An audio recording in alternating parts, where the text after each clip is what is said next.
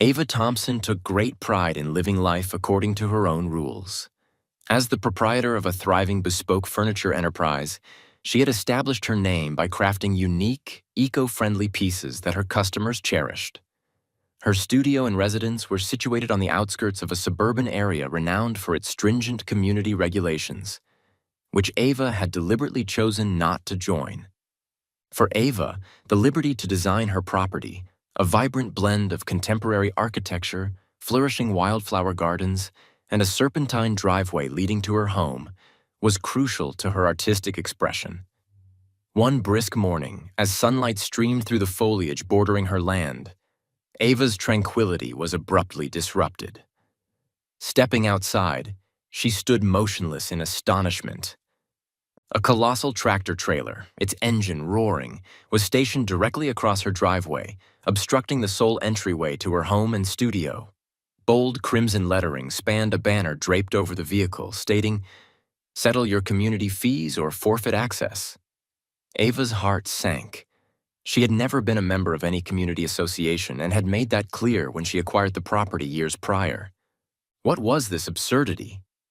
The driver, a hefty man in his late 40s with a cigarette dangling from his mouth, leaned nonchalantly against the truck as if he had all the time in the world. "This truck stays here until you pay what you owe," he announced with a grin. Ava's initial confusion swiftly morphed into frustration. She approached him, her tone calm yet assertive. "I don't owe anything. You've got the wrong person. Remove your truck or I'll contact the authorities." The man laughed, exhaling a cloud of smoke into the chilly air. "Call whoever you need, ma'am. I'm just following orders from higher up, something about unpaid dues for the association. Not my concern if you refuse to adhere to their regulations." Ava stepped back, a surge of anger and disbelief coursing through her. Without wasting a moment, she retrieved her phone and dialed the non-emergency number, detailing the predicament to the dispatcher. Within 20 minutes, a police cruiser arrived. 2 officers exited the vehicle, their faces impassive as they approached. A flicker of hope ignited within Ava, only to be quickly extinguished as she listened to the officer converse with the driver. "This is a civil issue," one of the officers informed her after a brief exchange. "If they claim you owe fees, you'll need to address it through legal means. We can't tow the truck unless it's violating local traffic laws, and your driveway is technically private property." "Private property?" Ava's voice grew sharper. "Exactly, it's my property. This is trespassing."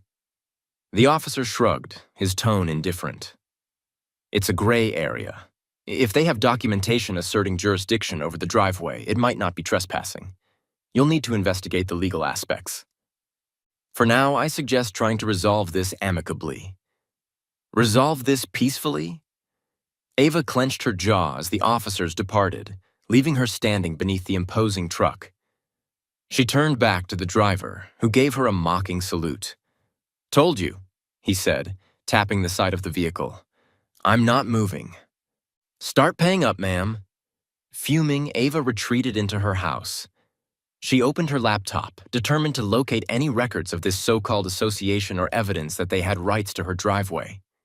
Hours slipped by as she combed through local property records, but nothing substantial surfaced. Her frustration grew, but Ava wasn't about to let these individuals intimidate her. By early afternoon, she made a decision. If the police couldn't assist, she'd take matters into her own hands. She contacted a towing company and arranged for the truck to be removed. The dispatcher hesitated upon hearing her explanation, but eventually agreed to send a tow truck. An hour later, the tow truck arrived, and Ava observed from her porch as the operator evaluated the situation. "This thing is a monster," the tow truck driver muttered, circling the tractor trailer. "But we can manage it. Are you sure you want to go through with this? The owner might not be pleased." Ava's eyes hardened. "I'm certain. Move it." The process was laborious and noisy. The tractor trailer's driver vociferously protested, shouting about lawsuits and damages, but the tow operator paid him no mind. After nearly 40 minutes, the truck was finally hauled away, leaving behind a faint scent of diesel and an unsettling silence.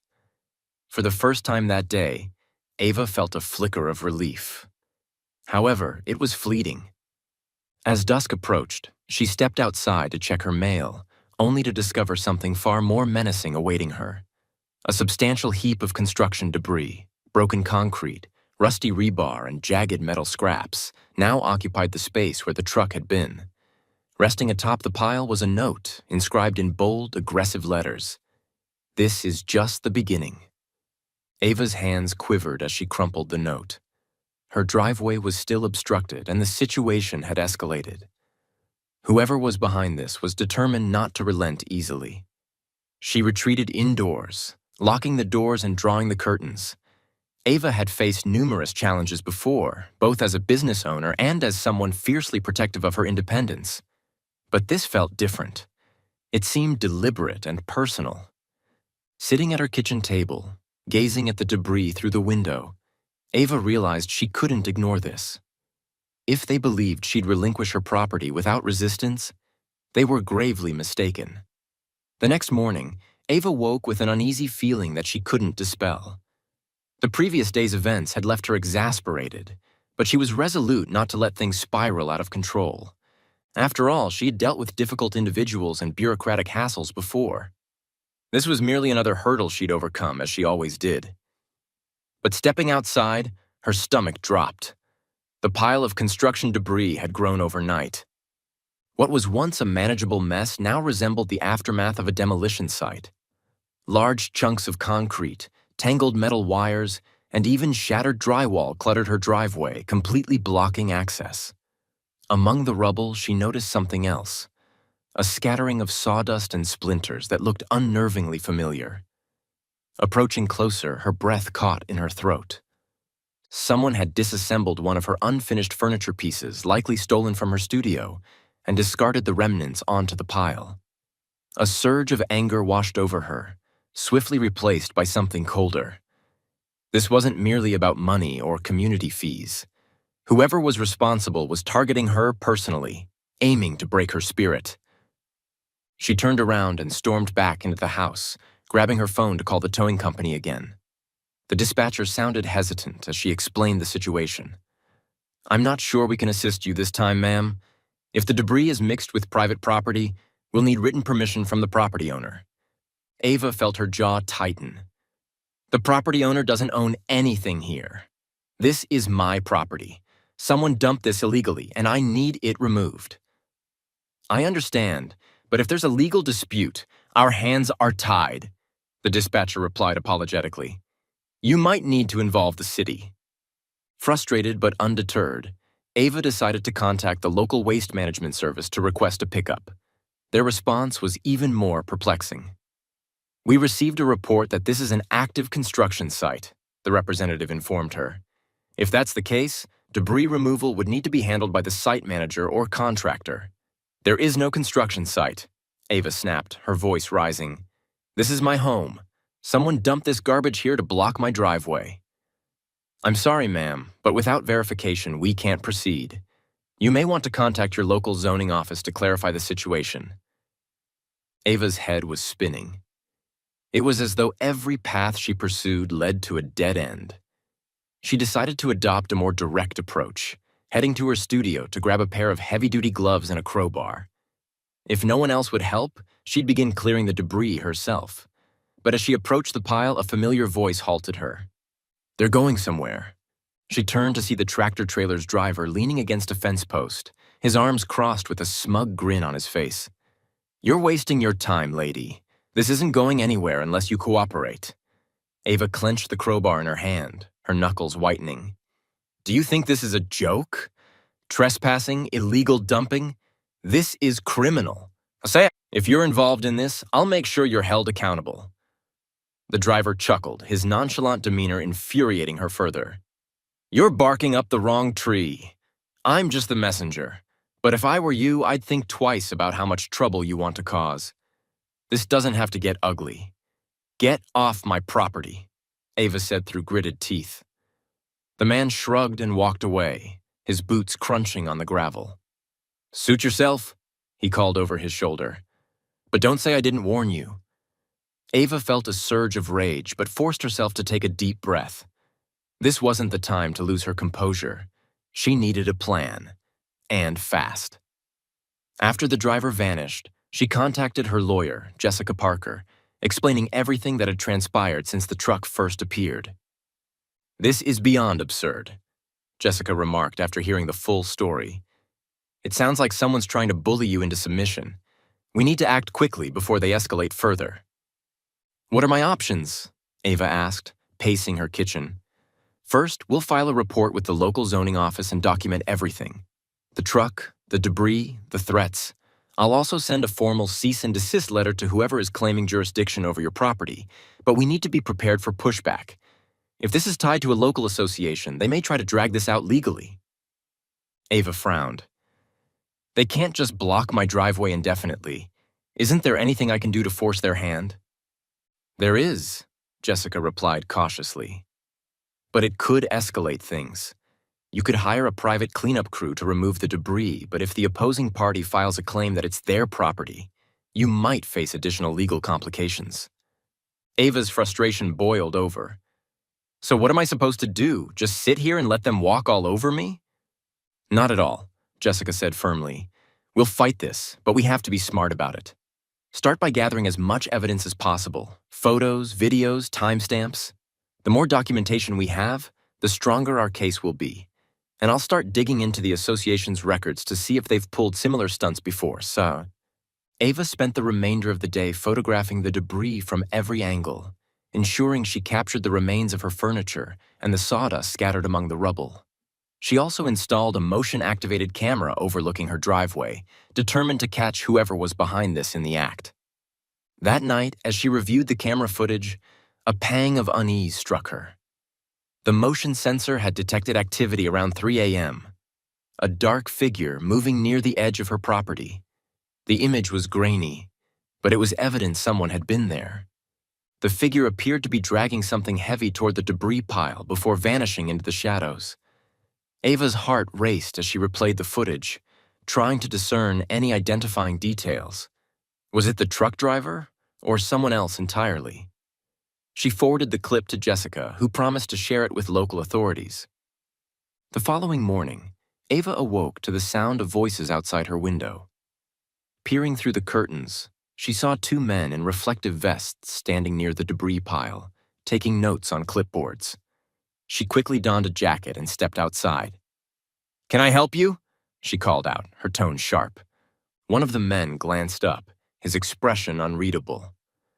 "We're here to assess the site," he stated flatly. "Assess what site?" Ava demanded. "This is my property, and I didn't authorize any assessments." The man hesitated before holding up a piece of paper.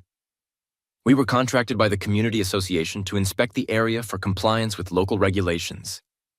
If you have an issue, I suggest you take it up with them." Ava snatched the paper from his hand, scanning it quickly. It appeared official, but something felt off. The language was vague, and there was no contact information for the supposed association. "Get off my property," she ordered coldly. "Now." The men exchanged a glance before turning and leaving without another word. Ava's hands trembled as she crumpled the paper. This wasn't just harassment. It was a coordinated effort to undermine her. She had no idea how far they were willing to go, but one thing was certain: she wasn't backing down. Early the next morning, Ava's resolve had solidified. The past 2 days had tested her patience to the limit. Staring out the window at the chaos in her driveway, now surrounded by broken concrete and splintered wood, she realized this wasn't merely about her property or business. Whoever was targeting her sought control over her land, her decisions, and her peace of mind. But if they thought she'd capitulate under pressure, they were sorely mistaken. By mid-morning, Ava had arranged for a team of workers to arrive. She had hired a private cleanup crew to tackle the debris blocking her driveway. If the so-called community association wanted a confrontation, she was prepared to face them head-on. When the crew arrived, a group of 4 men in reflective vests and hard hats, Ava explained the situation succinctly. "I don't care how long it takes or what it costs," she told the foreman. "I want this cleared today." The man nodded. "We'll get it done, but this is a substantial pile. It'll take a few hours at least." Are you sure no one's going to cause trouble while we're working? Ava hesitated for a moment before responding. If they try, I'll handle it. The workers began their task, hauling chunks of concrete and twisted rebar into their truck. Ava stayed close, watching them from her porch with a cup of coffee in her hand and her phone ready in case anything suspicious occurred. Despite her vigilance, Ava couldn't shake the feeling that someone was watching her. Periodically, she'd glance toward the edges of her property, scanning the tree line for movement. By noon, the debris pile was halfway removed, and Ava allowed herself a small sigh of relief. The workers were efficient, and seeing her driveway gradually restored gave her a flicker of hope. But that hope was quickly dashed. A black SUV pulled up to the edge of her property and stopped just outside her driveway. The windows were tinted, and for a long moment, nothing happened. Then, the driver's door opened, and a man in a sharp suit stepped out. His hair was neatly combed, and he exuded an air of smug authority. Ava didn't need an introduction to recognize trouble. "Miss Thompson?" he called out, his voice smooth and rehearsed. "May I have a word?" Ava set down her coffee and crossed her arms. "You're already trespassing. Make it quick." The man didn't seem fazed by her tone. Instead, he smiled, revealing perfect white teeth. "My name is Daniel Reed. I represent the interests of the local community association. I'm here to address a few concerns regarding your property." "Your association has no jurisdiction here," Ava snapped. "I've already checked the records. My driveway and land aren't part of your precious little community. So unless you're here to apologize for the mess your people dumped on my property, I suggest you leave." Daniel's smile didn't waver, but a flicker of irritation appeared in his eyes. "Miss Thompson, I can assure you our actions are entirely within the bounds of the law. As for the debris, well, I can't speak to that. However, your refusal to comply with community standards has raised some concerns among your neighbors." Ava's blood boiled. "Concerns? Cooperation? I don't owe you or your association a damn thing. I'm not a member, and I never will be. Now, if you'll excuse me, I have work to oversee." Daniel's smile faded slightly as he stepped closer, lowering his voice. "Miss Thompson, I think you misunderstand the gravity of this situation. Refusing to comply could result in legal consequences. The association has the right to enforce certain measures to maintain the integrity of the community. I'd hate for this to escalate further." "Is that a threat?" Ava asked, her voice icy. "Not at all," Daniel replied smoothly. "It's simply a warning. We value harmony in our community, Miss Thompson. I hope you'll consider working with us rather than against us." Before Ava could respond, one of the cleanup crew workers approached, interrupting the tense exchange. "Ma'am, we've got a problem," he said, glancing nervously at Daniel. Ava turned her attention to the worker, momentarily ignoring Daniel. "What is it?" "There's something buried under the debris," the worker explained. "Looks like wiring or cables. It's not part of the pile that's been installed into the ground." Ava frowned and walked over to where the worker was pointing. Sure enough, thin wires snaked through the dirt beneath the rubble, leading toward the edge of her property. She crouched down for a closer inspection, her mind racing. This wasn't just random debris. Whoever had dumped it here had taken the trouble to plant something underneath. "What the hell is this?" she muttered. Daniel appeared behind her, his voice calm but carrying a hint of smug satisfaction. "Ah yes, those would be part of the monitoring system installed by the association. It's a safety measure, designed to ensure compliance with local regulations." Ava sprang to her feet, glaring at him. "You're telling me you planted surveillance equipment on my property? Without my permission?" Daniel spread his hands in a mock display of innocence. "It's not surveillance, Miss Thompson. It's simply a tool to maintain order. And as I mentioned, it's entirely within the law." Ava took a step closer, her fists clenched. "Get off my property." Daniel raised an eyebrow before nodding slightly. "Very well, but consider this, Miss Thompson. You could make this all go away with a simple signature. Join the association, pay the dues, and I promise this will all be resolved quickly and painlessly. Think about it." With that, he turned and walked back to his SUV, leaving Ava seething in his wake. She watched as the vehicle disappeared down the road before turning her attention back to the wires. The cleanup crew hesitated, clearly unsure of how to proceed. "What do you want us to do with this stuff?" the foreman asked. "Pull it out?" Ava responded without hesitation. "Every last bit of it." The foreman nodded, though his expression was wary. "All right, but if this belongs to the association, they're not going to be happy." "Good," Ava muttered. "Neither am I." As the workers carefully extracted the wires and cables, Ava took photos of everything, documenting the equipment and its placement. She didn't know what the association was planning, but it was evident they had crossed a line. By the end of the day, the debris was gone, and the wires had been neatly piled in a corner of her driveway. Ava stood over the mess, her mind racing with possibilities. This wasn't just about community rules or fees. It was a calculated attack, and she had no intention of letting them prevail. That evening, she called her lawyer again, detailing everything that had transpired. Jessica's voice was calm but resolute. "We're dealing with people who think they're untouchable," she said. "But they've made a mistake. Installing equipment on your property without consent? That's a violation of your rights. We can use this." Ava felt a surge of determination. "Good, because I'm done playing nice." As night fell, she installed additional cameras around her property and made a silent vow. If they wanted a fight, they'd get one, but it would be on her terms. The next morning, Ava reviewed the documentation she had gathered from the debris removal, the wires she had unearthed and the photographs she had taken. She carefully compiled everything into a folder to present to Jessica later that afternoon. The sight of the tangled cables and the strange monitoring equipment still unsettled her, but it also fueled her determination.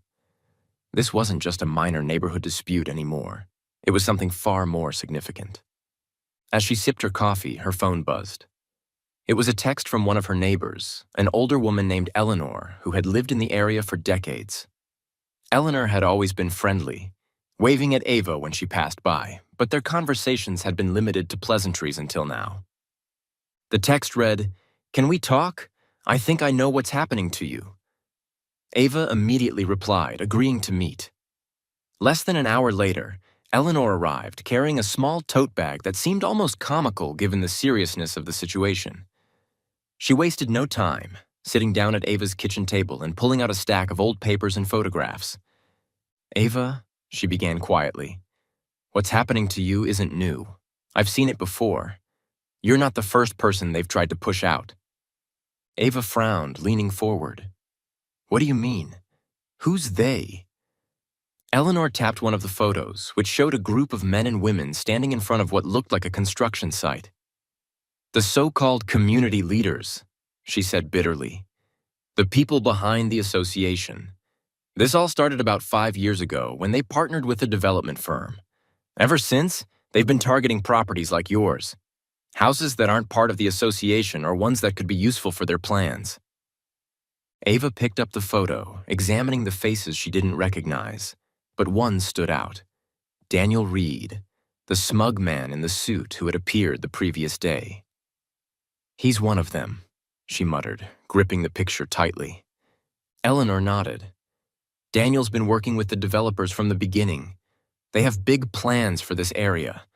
New housing complexes, luxury townhomes, even a shopping center.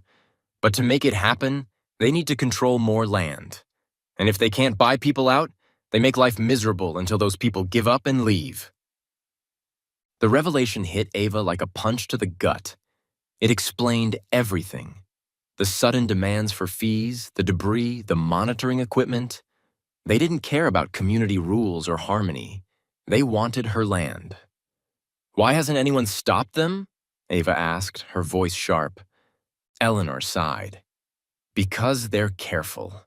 Everything they do is just barely legal. They manipulate zoning laws, file endless paperwork, and tie people up in red tape until they're too exhausted to fight back. A few neighbors have tried, but they didn't have the resources to keep up." Most just gave in. Ava set the photo down, her mind racing. "I'm not giving in," she said firmly. "If they want to fight, I'll give them one. But I need to know everything. What else do you know about their plans?" Eleanor hesitated for a moment before reaching into her bag and pulling out a map. It was old and faded, but the markings were clear. Several properties, including Ava's, were circled in red. "This map belonged to my late husband," Eleanor explained. "He worked in city planning before he retired. He overheard some things, saw some documents he wasn't supposed to. He started putting the pieces together, but he passed away before he could do anything about it." Ava traced her finger over the map, her determination hardening with every detail Eleanor revealed. Her property wasn't just a nuisance to the developers. It was a critical piece of their plan. Without it, they couldn't connect the parcels of land they needed to move forward. Later that afternoon, Ava met with Jessica to go over the new information. The lawyer was impressed by Eleanor's evidence, particularly the map. "This changes things," Jessica said. "If we can prove that their actions are part of a larger scheme to force you off your land, it could significantly strengthen our case. But it also means they're not going to back down easily. If anything, they'll escalate." Jessica's prediction proved true that evening. Ava had just finished setting up additional security cameras around her property when she heard a loud bang from the direction of her studio. Her heart pounded as she grabbed a flashlight and hurried outside. The sight that greeted her made her stomach churn. Someone had thrown bricks through the windows of her studio, shattering the glass and scattering shards across the floor. One of the bricks had a note taped to it, scrawled in the same blocky handwriting as the earlier note. "Leave while you still can." Ava's hands trembled as she took photos of the damage. She knew this was meant to intimidate her, to make her feel unsafe, but it only fueled her resolve. The next morning, she filed a police report and handed over the evidence, including footage from her security cameras. While the cameras hadn't captured the perpetrators' faces, they had recorded a vehicle speeding away from the scene, a black SUV. That same day, Jessica filed a formal complaint with the city, accusing the association of harassment and illegal dumping. She also requested an emergency hearing to address the debris removal and the monitoring equipment found on Ava's property. Meanwhile, Ava decided to take a proactive approach. She began reaching out to her neighbors, sharing her story and asking if they had experienced similar issues. To her surprise, many had. One neighbor, a young couple with 2 small children, admitted they had been fined repeatedly for minor infractions, like the color of their mailbox or the length of their grass. Another neighbor, an elderly man, said he had been pressured to sell his house for months, receiving calls at all hours from someone claiming to represent a real estate investment firm. The more stories Ava heard, the clearer it became that this wasn't just about her. It was a coordinated effort to control the neighborhood, one property at a time. With Jessica's help, Ava organized a meeting at her home, inviting the neighbors who had shared their experiences.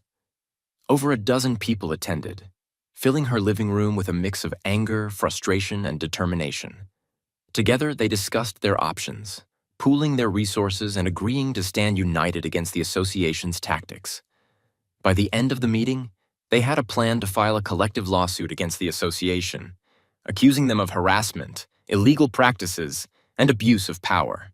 Jessica agreed to represent them, promising to do everything in her power to hold the association accountable. But as the neighbors began to leave, Ava couldn't shake the feeling that they were being watched. Sure enough, as she stepped outside to see the last of them off, she noticed a car idling at the end of her street. It was the same black SUV. Ava locked eyes with the driver, her heart pounding. For a moment, she considered confronting him, but she thought better of it. Instead, she raised her phone and snapped a photo of the vehicle.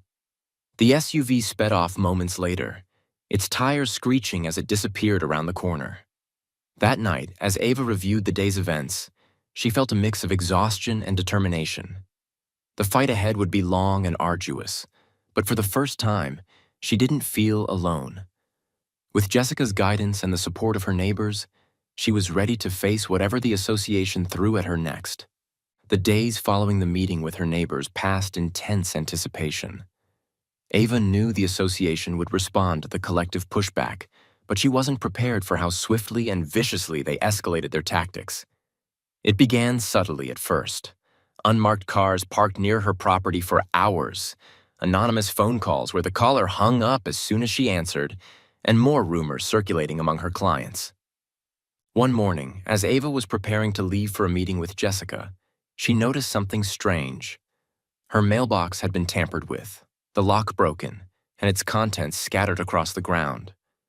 Among the usual bills and advertisements was an envelope that stood out. Plain, without any return address. Inside was a single sheet of paper bearing the message, "Drop the lawsuit or else." Her frustration quickly turned to anger. The note wasn't a warning, it was a threat. She immediately photographed it and sent it to Jessica, who called her within minutes. "This is a scare tactic," Jessica said firmly. "They're trying to intimidate you into backing down. Don't let them rattle you." "They're getting desperate," Ava replied, her voice steady despite the knot forming in her stomach. "But it's not going to work. What's our next move?" "We're filing for a protective order," Jessica said. "If we can establish that they're engaging in harassment, it'll strengthen our case and put them on notice. In the meantime, I'll reach out to the neighbors to ensure they're not experiencing anything similar." By the time Ava arrived at Jessica's office later that afternoon, the lawyer had already begun drafting the necessary paperwork. They reviewed the mounting evidence, from the debris dumping to the vandalism at her studio, and added the anonymous note to the file. As they worked, Jessica's phone buzzed. She glanced at the screen and frowned. "This might be important. Excuse me for a moment." Ava nodded, taking the opportunity to review the photographs she had taken of the broken mailbox. Jessica stepped into the hallway, her voice muffled but calm as she handled the call. When she returned, her expression was grim. "What is it?" Ava asked, her heart sinking. "One of your neighbors, Eleanor, just called me," Jessica said. "She found a similar note in her mailbox this morning, and she's not the only one. 3 other neighbors reported the same thing. Whoever is behind this isn't just targeting you anymore. They're trying to scare everyone into silence." Ava clenched her fists, a wave of guilt washing over her. She had brought her neighbors into this fight, and now they were suffering because of it. But as quickly as the guilt came, it was replaced by resolve. They couldn't back down now. "We need to make this public," Ava said. "If they're targeting us like this, people need to know. The more attention we bring to their tactics, the harder it'll be for them to operate in the shadows." Jessica hesitated for a moment before nodding. "You're right. I'll reach out to a few contacts and the local media. But be prepared. This could bring more scrutiny, and they may escalate even further." The following day, Ava's suspicions were confirmed. She returned home from the hardware store to find a city inspector waiting for her in her driveway. The man, dressed in a crisp uniform and carrying a clipboard, greeted her with a curt nod. "Miss Thompson, I'm here to conduct an inspection of your property," he said. "We've received a complaint regarding potential zoning violations." Ava narrowed her eyes. "From whom?" "I'm not at liberty to say," the inspector replied, "but I'm authorized to investigate claims that your studio may be operating outside of city regulations." Ava bit back a retort and gestured toward the studio. "Go ahead, you won't find anything out of order." The inspection lasted nearly an hour, during which the inspector meticulously measured, photographed, and questioned everything, from the placement of her machinery to the type of wood she used. By the time he left, Ava was seething. She immediately called Jessica to report the incident. "This is ridiculous," she fumed. "They're using city officials to harass me now." "It's a common tactic," Jessica explained. "They're trying to overwhelm you with bureaucratic red tape, but if the inspection didn't uncover any violations, it'll work in your favor. Document everything and keep me updated." That night, the situation took an even darker turn. Ava was awakened around 2 a.m. by the blaring of her security alarms. She bolted out of bed and grabbed her phone, pulling up the live feed from her cameras. On the screen, she saw two shadowy figures near the edge of her property, moving quickly as they spray-painted something onto her studio wall. Ava's pulse raced as she called the police, reporting the vandalism in real time. By the time the officers arrived, the culprits were gone, leaving behind a chilling message scrawled across the side of her studio. "You can't win." The officers took her statement and reviewed the camera footage, but the suspects' faces were obscured, and their vehicle's license plate was unreadable. Still, the police report added another layer to the growing case against the association. The next morning, Ava met with Jessica and the neighbors who had joined the collective lawsuit. Despite the mounting pressure, their resolve remained strong. Together, they strategized their next steps, including reaching out to additional city officials and ramping up their legal efforts. But even as they planned, Ava couldn't shake the feeling that the association was one step ahead. Her suspicions were confirmed later that week when she received a notice in the mail. A formal complaint filed against her for destruction of community infrastructure. Attached to the notice were photographs of the wires and cables her cleanup crew had unearthed, now twisted and damaged. "They are accusing me of vandalizing their equipment," Ava told Jessica, her voice tinged with disbelief. Jessica scanned the documents, her expression unreadable. "This is a blatant attempt to deflect blame. Don't worry, we'll counter this with evidence that the equipment was illegally installed on your property in the first place."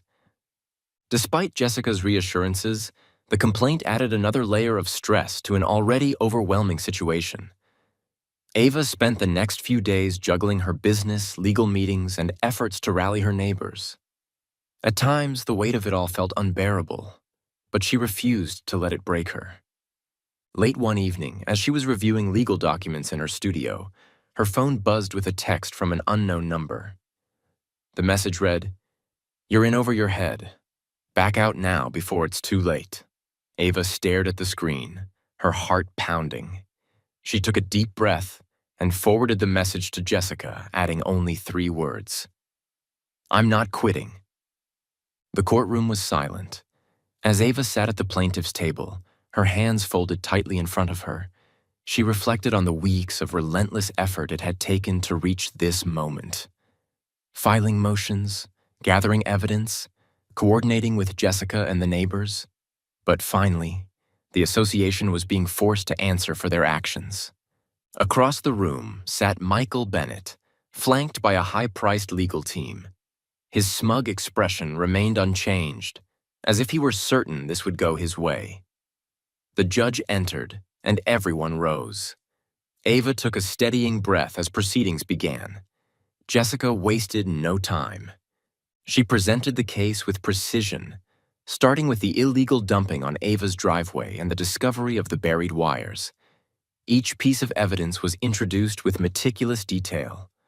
Photographs, timestamps, city reports, and even the anonymous threats.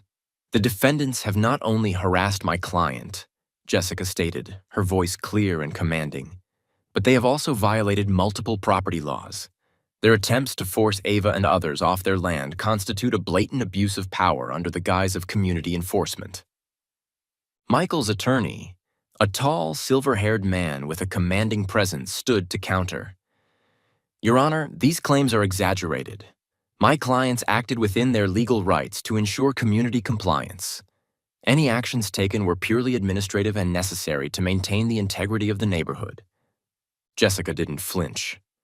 "Let's examine those administrative actions," she said, presenting evidence of the cables and wires buried under the debris. These devices, installed without permission, were not part of any safety measure. In fact, the equipment belongs to a private development firm with direct ties to Mr. Bennett and other members of the association. Their purpose was not compliance. It was surveillance and intimidation. The courtroom stirred as Jessica introduced documents linking the buried equipment to a real estate company known for targeting properties for hostile acquisitions. Emails and invoices showed payments between the association and the developers, making it clear this wasn't about community rules. It was about money and control. Michael's smug facade finally cracked as Jessica called her next witness, Eleanor, the elderly neighbor. She took the stand, her voice steady despite her age. detailing her experiences with the association's harassment, from unexplained fines to late-night phone calls pressuring her to sell her home. When Jessica introduced the map that Eleanor's late husband had created, showing the association's plans to consolidate properties for a massive development project, the courtroom fell silent once again. "This isn't just harassment," Eleanor concluded, her voice tinged with quiet fury. "It's theft. They're trying to steal our homes, one by one." Michael's attorney attempted to undermine Eleanor's testimony, suggesting that her map was outdated and speculative, but Jessica was prepared. She called an urban planning expert who verified that the zoning adjustments tied to the development project aligned perfectly with the map. Then came the final blow. Jessica introduced a whistleblower, a former employee of the real estate company, who had agreed to testify under the condition of anonymity. His voice was modulated, and he sat behind a screen to conceal his identity, but his words carried weight. The association worked directly with the developers, the whistleblower revealed. They identified properties critical for the project and targeted them. The plan was to pressure homeowners with fines, threats, and legal action until they either joined the association or sold their land. Ava's property was a priority because of its strategic location. Michael's attorney objected, but the judge overruled. The testimony was damning, and it was clear the defense had no counter-argument. By the end of the hearing, Michael's confidence had entirely evaporated.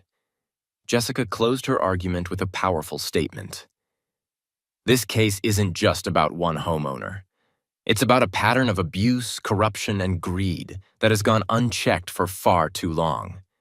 It's time to hold these people accountable." The judge retired to deliberate, and the tension in the courtroom was palpable. Ava felt a knot in her stomach as she waited, every second stretching into an eternity.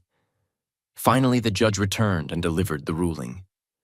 The association was found guilty of illegal harassment, property violations, and fraudulent practices. The court ordered them to pay significant damages to Ava and her neighbors, including compensation for the losses caused by their actions. Furthermore, the association's leadership was disbanded, and an investigation into their ties with the developers was launched. Ava felt a wave of relief and vindication as the verdict was read. For the first time in weeks, she allowed herself to smile.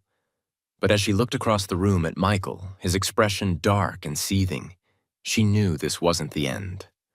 The developers wouldn't stop just because they'd lost a court battle. Outside the courthouse, Ava was greeted with hugs and handshakes from her neighbors. Jessica stood beside her, her professional demeanor softening into a rare smile. "You did it," she said. "No," Ava replied, her voice steady. "We did it." That evening, Ava returned home and stood in her driveway, staring at the spot where the debris pile had once been. The fight had been exhausting, but she felt stronger now, more resolute. She wasn't just defending her home. She was standing up for the right to live without fear, without exploitation, and she wasn't done fighting. If the developers returned, she'd be ready. The days following the court's decision brought a sense of quiet relief that Ava hadn't felt in weeks. The ruling against the association was a victory, not just for her, but for the entire neighborhood. The fines, the disbanding of the leadership, and the investigation into their ties with the developers sent a clear message. Their predatory tactics would no longer be tolerated. For the first time in months, Ava's driveway was clear, her studio windows were repaired, and she could walk outside without feeling watched. The debris and wires were long gone, replaced by the comforting hum of her work as she resumed building custom furniture for her clients. The neighbors, emboldened by the victory, began repairing their own properties and rebuilding their sense of community. Ava didn't let the victory slow her down. With Jessica's help, she and the other neighbors started a local committee to protect their area from future exploitation. It wasn't an official association, avoiding the pitfalls of rigid structures, but a coalition of residents dedicated to fairness and transparency. They hosted meetings at each other's homes, discussing everything from zoning updates to new development proposals, ensuring that no one would be blindsided again. Eleanor, who had been instrumental in exposing the developers' plans, became a co-chair of the group. She worked tirelessly to ensure her late husband's warnings about unchecked development wouldn't go unheard. Ava found herself growing closer to her neighbors, some of whom she had barely spoken to before the ordeal. They had been strangers once, but now they were allies. One day, a delivery truck arrived at Ava's home, carrying a package with no return address.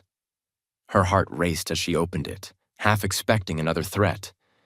Instead, she found an elaborate wooden plaque engraved with the words, "In defense of home and community." There was no note, but she had a strong suspicion it was from the whistleblower. She hung it in her studio, where it became a symbol of resilience for her and her neighbors. Despite the victory, the developers didn't disappear entirely. There were rumors of new plans being drawn up, attempts to buy land in nearby areas, and whispers of legal maneuvering to reclaim their losses. But Ava felt prepared. The court ruling had set a precedent, and the community's vigilance had made it clear they wouldn't be easy targets anymore. To celebrate the neighborhood's hard-won unity, Ava hosted a gathering at her home. The driveway, once blocked by the ominous tractor trailer, was now lined with tables filled with food and drinks. Neighbors mingled, laughing and sharing stories of their victory. For many, it was the first time they felt at ease in their own community in years. As the evening wore on, Ava stood by the garden she had spent countless hours cultivating, watching the lights twinkle in the trees and listening to the hum of conversation. Eleanor approached her, holding a glass of iced tea. "You did something remarkable, Ava," she said, her voice warm with admiration. "You gave us back our home." Ava smiled, her gaze sweeping over the scene. "We did it together, Eleanor, and we'll keep doing it no matter what they try next." In the weeks that followed, Ava found herself not just returning to normal, but thriving. Her business picked up again, and clients who had canceled orders returned with apologies. Some even told her they had been inspired by her story. She started taking on bigger projects, creating pieces that reflected the themes of her struggle: strength, unity, and perseverance. One day, while sanding a piece of oak for a new commission, Ava paused to admire the plaque hanging in her studio. It wasn't just a reminder of what she had overcome, but a promise to herself and her community. No matter what challenges lay ahead, she knew they would face them together. For the first time in a long while, she felt at peace. Not because the fight was over, but because she had proven she could win.